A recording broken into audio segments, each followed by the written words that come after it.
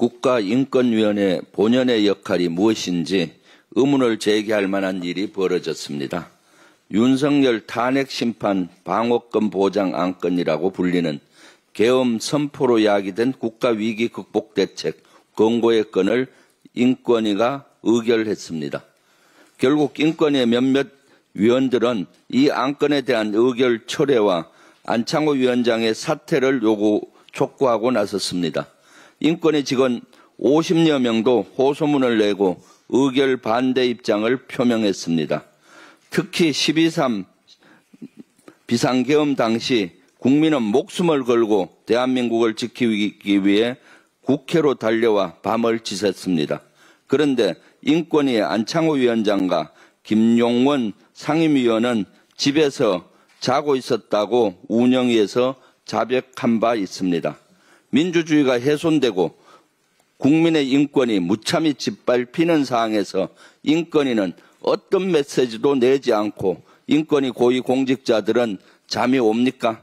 이런 인권위원장과 그를 따르는 위원들은 그동안 윤석열의 위헌적인 비상계엄 선포를 옹호하기에 급급했습니다. 가해자를 보호하는 데 급급하는 형편입니다. 끝내 윤석열 방어권 보장 안건 의결을 강행한 겁니다. 국민의 인권위가 아닌 윤석열 옹위위원회로 전략한 인권위는 윤석열 방어권 보장 안건 의결을 즉각 철회해야 합니다. 안창호 위원장과 김용원 상임위원은 즉각 사퇴하십시오. 그것이 인권위의 신뢰를 가장 빠르게 회복하는 지름길입니다. 한편 지난 10일 인권위 의결 당시 극우 세력들이 인권위를 침입했습니다.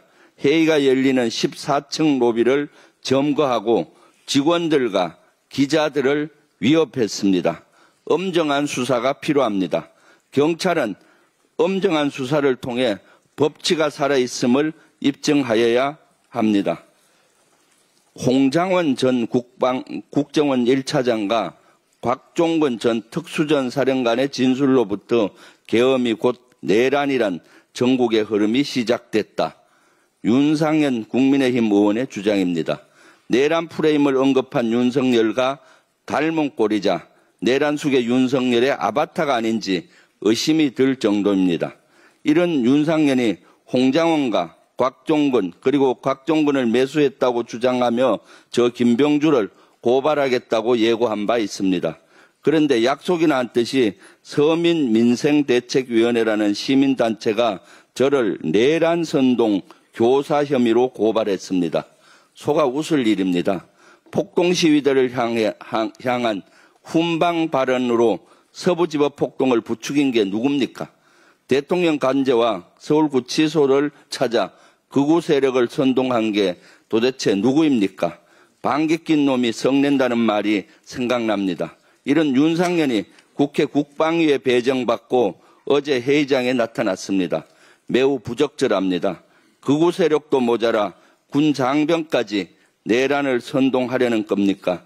언감생심입니다. 내란 세력이 다시는 우리 국군 장병을 정치에 악용할 수 없도록 두 눈 부릅뜨고 지키겠습니다. 국회 비상계엄 해제 결의안 통과 이후인 12월 4일 새벽 1시 16분부터 41분까지 윤석열은 합참 결심실에서 국회법을 찾아봤던 것으로 드러났습니다. 윤석열이 어제 헌법재판소에 나와 직접 밝힌 내용입니다. 윤석열은 참모진과 함께 대통령실로 복귀한 오전 1시 55분부터 4시 29분까지 한참이나 계엄을 해제하지 않았습니다. 헌법에 명시된 것처럼 지체 없이 해제하지 않았습니다. 3시간 넘게 시간을 끌었습니다. 그 시간 계엄군은 선관위와 국회의장 공간에서 떠나지 않았습니다. 계엄사령부는 새벽 2시 6분쯤 수방사에 전화해 출동 가용 인원, 추가 가용 인원을 확인하기도 했습니다. 이들 병력을 활용해 무엇을 하려고 했던 겁니까? 2차 계엄을 준비한 겁니까? 아니면 국회 계엄 해제 절차에 허점이라도 찾아서 계엄 해제 요구를 거부할 명분을 찾은 겁니까? 아무리 별명해도 소용없습니다. 현명한 우리 국민은 입 벌구 윤석열의 의도를 이미 간파하고 있습니다. 윤석열이 빠져나갈 출구는 오로지 하나, 탄핵의 문뿐입니다. 이상입니다.